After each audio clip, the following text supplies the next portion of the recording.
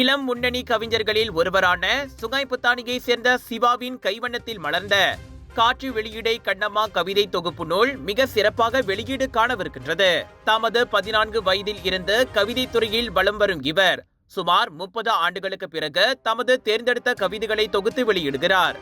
பல்வேறு பாடு பொருள்களை உட்படுத்தியிருந்தாலும் காற்று வெளியீடை கண்ணம்மா எனும் தலைப்புக்கு ஏற்றபடி தேன் சொட்டும் காதல் உணர்வே இத்தொகுப்பின் மையப்புள்ளியாக திகழ்கிறது.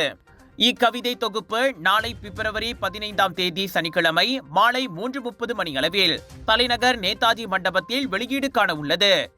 இக்கவிதை தொகுப்பினை மாய்காவின் தேசிய துணைத் தலைவரும் தாப்பா நாடாளுமன்ற உறுப்பினருமான சொல்வேந்தர் டத்தோஸ்ரீ டாக்டர் எம் சரவணன் சிறப்புரையாற்றி அதிகாரப்பூர்வமாக வெளியிடவிருக்கிறார்.